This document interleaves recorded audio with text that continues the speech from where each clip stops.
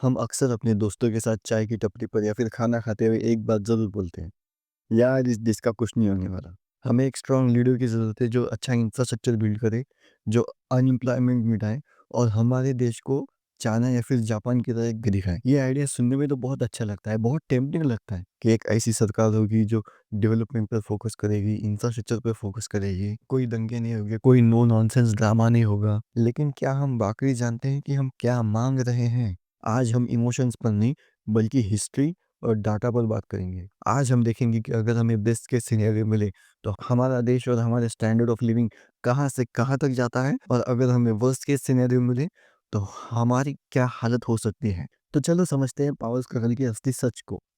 तो सबसे पहले हम ये देखेंगे कि लोग इतना डिक्टेटरशिप की तरफ अट्रैक्ट क्यों होते हैं।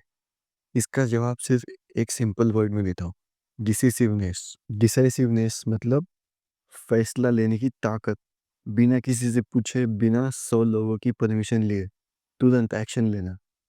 Ability to take actions on anything and at any time. अगर हमें एक अच्छा और विजनरी डिक्टेटर मिले तो देश के तरक्की की स्पीड का कोई मुकाबला नहीं, कोई डेमोक्रेसी हमें बीट नहीं कर सकती। और उसका सबसे बड़ा एग्जांपल है चाइना। 70s के दशक में चाइना और इंडिया की इकोनॉमिक कंडीशंस लगभग एक जैसी ही थी, लेकिन चाइना की कम्युनिस्ट पार्टी ने डिसाइड किया कि हमें इंफ्रास्ट्रक्चर बढ़ाना है, हमें हमारे देश के लोगों का स्टैंडर्ड ऑफ लिविंग अच्छा करना है। उन्होंने ये नहीं सोचा कि एनवायरमेंटल क्लियरेंस मिलेगा या फिर नहीं मिलेगा, या फिर लोग क्या बोलेंगे। उन्होंने इन सब चीज़ों के बारे में नहीं सोचा। उनको करना था, उन्होंने उन्होंने बस बना दिया। और इसी वजह से आज चाइना वर्ल्ड की मैन्युफैक्चरिंग फैक्ट्री है। चाइना में अच्छा इंफ्रास्ट्रक्चर था, इसी वजह से वहाँ पर कंपनीज़ गई, और उन कंपनीज़ की वजह से वहाँ पर एम्प्लॉयमेंट जनरेट हुई, और उन कंपनीज़ की वजह से वहाँ पर एम्प्लॉयमेंट जनरेट हुई। आज हमें बहुत सारी चीज़ें चाइना से इम्पोर्ट इसीलिए करनी पड़ती है क्योंकि उनके पास हर चीज़ है, और वही चीज़ अगर हमने आज बनाने की कोशिश की तो जो चीज़ चाइना से हमें ₹100 में मिलती है, वही चीज़ हमें 150 या फिर ₹200 में बनानी पड़ती है। हम चाइना से ये सीख सकते हैं कि अगर हमें एक बेनवॉलिक डिक्टेटर मिल जाए, तो हमारा इंफ्रास्ट्रक्चर, हमारा मिलिट्री और हमारी इकोनॉमी चाइना को भी पीछे छोड़ सकती है। रोड्स रातों-रात बन जाएगी, करप्शन करने वाले डर के मारे काम करना शुरू कर देंगे। डिक्टेटरशिप में प्लान भी नहीं होता, वहाँ सिर्फ एग्ज़ीक्यूशन होता है, और यही वो चीज़ है जो हम इंडियंस को सबसे ज़्यादा अट्रैक्ट करती है डिक्टेटरशिप की तरफ। लेकिन जैसे कि कहा जाता है, हर चमकती चीज़ सोना नहीं होती। अगर हेड आया तो अच्छा लीडर मिलेगा जो तुम्हारे कंट्री के हेल्थ एंड इंफ्रास्ट्रक्चर को इतना अच्छा कर देगा कि तुम चाइना को बीट कर पाओगे। लेकिन अगर टेल आया तो तुम्हारा हाल नॉर्थ कोरिया जैसा हो जाएगा। प्रॉब्लम ये है कि डिक्टेटरशिप में अंडू बटन नहीं होता। अगर लीडर सनक जाए, पागल हो जाए या फिर इनसिक्योर हो जाए तो आप उसे बदल नहीं सकते। फिर आप उस ट्रैप में फंस चुके हो। नॉर्थ कोरिया का ही एग्जांपल ले लेते हैं। नॉर्थ कोरिया में एक स्पेशल पुलिस होती है जो हर घर जाकर ये चेक करती है कि किम जोंग उन के फोटो पर धूल है या नहीं। अगर गलती से भी उस पुलिस को किम जोंग उन का फोटो जो तुम्हारे घर में लगा है, उस पर अगर धूल दिख गई, बेस्ट केस सिनेरियो तुम्हारे पूरे फैमिली को जेल हो जाएगी, और worst case scenario death sentence तक मिल सकता है इस चीज़ के लिए तुम्हें। डिक्टेटरशिप में इंसान इंसान नहीं होता, वहाँ सिर्फ उस स्टेट की प्रॉपर्टी होता है। और चलो मान लो पहला डिक्टेटर अच्छा निकल गया, लेकिन उसका बेटा, उसका बेटे का बेटा, कोई ना कोई ऐसी जनरेशन आती है जो इनसिक्योर हो, नहीं तो पागल हो जाती है। हिस्ट्री गवाह है, power corrupts and absolute power corrupts absolutely. एक गलत डिसीजन, एक गलत लीडर और पूरा देश ओपन जेल बन सकता है। तो सवाल ये है, क्या आप ये गैम्बल खेलने के लिए तैयार हो?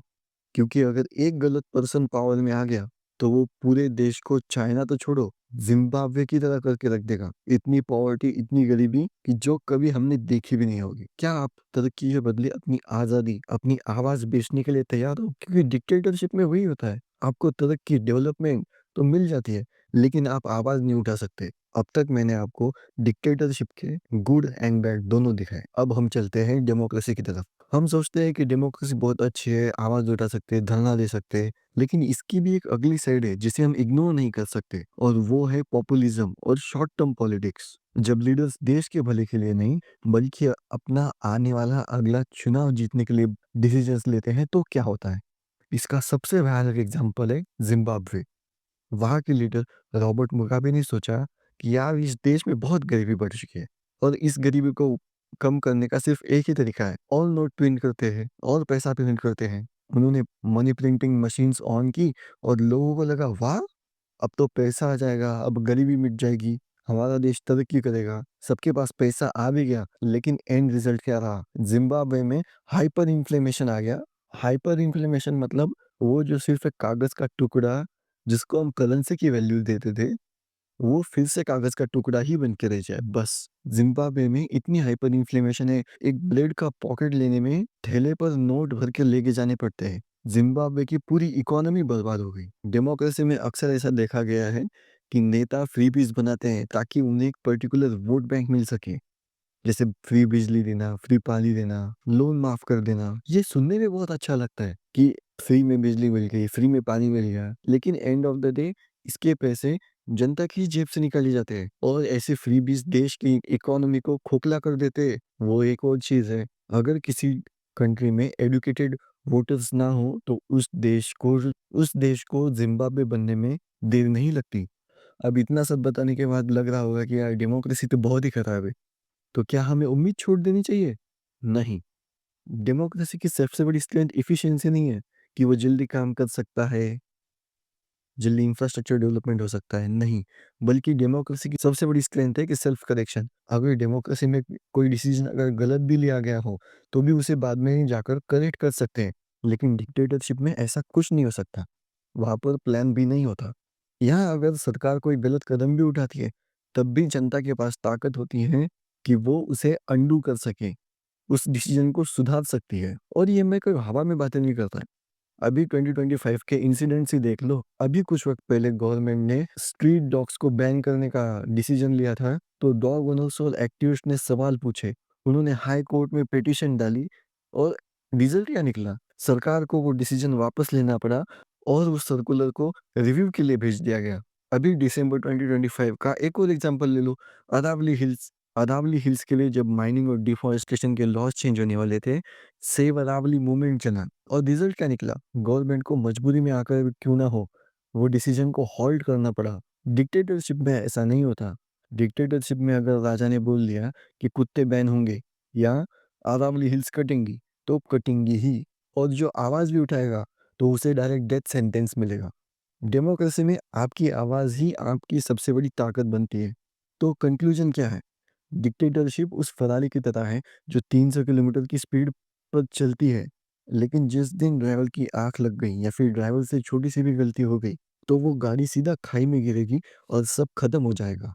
लेकिन दूसरी तरफ डेमोक्रेसी एक पुरानी बस की तरह है, धीरे चलती है, शोर मचाती है, कभी कभी तो धक्का भी लगाना पड़ता है। लेकिन इस बस में स्टीयरिंग व्हील भी है और ब्रेक भी मार सकते हो। अगर ड्राइवर गलत रास्ते पर जा रहा हो, तो पैसेंजर शोर मचाकर उस ड्राइवर को रोक सकते हो, या फिर अगर ड्राइवर ना ही माने तो ड्राइवर को बदल भी सकते हो।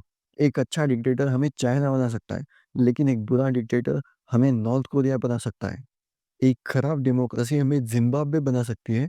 अच्छी या फिर अवेयर डेमोक्रेसी हमें सुपर पावर भी बनाने बनने में हमें सुपर पावर भी बनने में मदद कर सकती है। फैसला सिस्टम के पास नहीं है, फैसला हमारे पास है, क्योंकि हम सब उस पुरानी बस के ड्राइवर हैं। हमें डिक्टेटरशिप चाहिए या फिर डेमोक्रेसी, ये फैसला हमारा है। अब अगर आप मुझसे पूछेंगे यार तेरा क्या ऑप्शन है, तू क्या चुनेगा? तो मैं बोलूँगा कि इंडिया के पास आगे बढ़ने के लिए सिर्फ 2 ही रास्ते हैं। फर्स्ट ऑप्शन हार्डकोर रीसेट, जैसे सिंगापुर के ली कुआन याओ ने सिंगापुर की किस्मत बदल दी। एक ऐसा लीडर जो सिर्फ पॉलिटिक्स के लिए नहीं बल्कि नेशन बिल्डिंग के लिए काम करे। अगर ऐसा कोई आ गया तो इंडिया अगले कुछ डिकेड्स में यूएस या फिर चाइना को भी बीट कर सकता है, लेकिन मैं हवा में बात नहीं करूंगा। ये होना नेक्स्ट टू इम्पॉसिबल है। ऐसा नहीं है कि ये हो ही नहीं सकता, ऐसा कोई हार्डकोर नेशनलिस्ट लीडर आ ही नहीं सकता, लेकिन इसके चांसेस बहुत कम है। अगर इंडिया में कल डिक्टेटरशिप आ भी जाए तो भी बहुत प्रॉब्लम्स आएंगे। तो दंगे हो सकते हैं, लेफ्ट विंग और ओपोजिशन विरोध करेगा, ग्लोबल कॉन्सिक्वेंसेस भी हो सकते हैं। पर अगर सिर्फ अगर हम ये कर पाते तो हमारे हमारे इंडिया को कम से कम अगले आने वाले 100 साल तक डिक्टेटरशिप में रहना पड़ेगा। आने वाले 100 साल तक स्ट्रिक्ट गवर्नमेंट रहेगी, डिक्टेटरशिप रहेगी। डिसिप्लिन हमारे डीएनए में घुसाना पड़ेगा।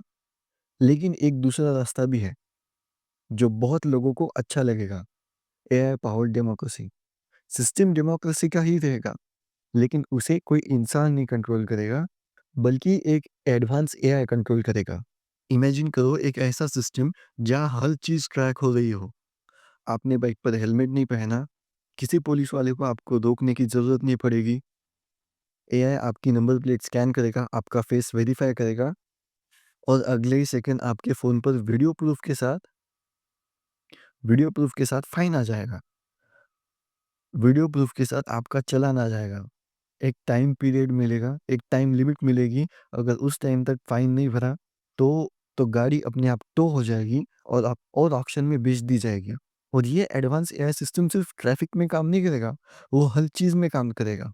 एक डेडिकेटेड ऐप होना चाहिए जहाँ पर सिटीज़न्स क्राइम रिपोर्ट कर सके, जहाँ पर सिटीज़न्स ही सीसीटीवी का काम करे। अगर कोई रिश्वत माँग रहा है, क्राइम कर रहा है, तो उसका वीडियो बनाओ, डेडिकेटेड ऐप पर अपलोड कर दो। एआई वेरीफ़ाई करेगा कि वो वीडियो लेजिट है या फिर फेक है। एआई वेरीफाई करेगा और तुरंत एक्शन स्टार्ट होगा और तुरंत उस पर्सन के खिलाफ एक्शन स्टार्ट हो जाएगा। लेकिन हाँ, इसमें एक कैच भी रहेगा। अगर कोई फॉल्स वीडियो प्रूफ दिखा रहा है, डॉक्टर्ड वीडियो अपलोड कर रहा है, तो उसके खिलाफ भी बहुत सारे कॉन्सिक्वेंस, तो फिर उस पर भी उतनी ही बड़ी कोर्ट केस और उतनी ही बड़ी सज़ा भी होगी। इस सिस्टम में हमें अपनी थोड़ी प्राइवेसी तो कॉम्प्रोमाइज़ करनी पड़ेगी, लेकिन रिज़ल्ट मिलने में देरी नहीं होगी। विद इन अ ईयर हमें रिज़ल्ट दिखने मिल जाएँगे। लेकिन सवाल ये है कि क्या हम प्राइवेसी कॉम्प्रोमाइज़ करने के लिए तैयार हैं? अगर बदले में हमें 100% सेफ्टी और no corruption and fast development में दिखने को मिले तो? मैं ये सवाल आपके लिए छोड़ के जा रहा हूँ। हार्डकोर लीडर या फिर एयर डेमोक्रेसी? ये सवाल मैं आपके ऊपर छोड़ देता हूँ। आप मुझे नीचे कमेंट करके ज़रूर बताना।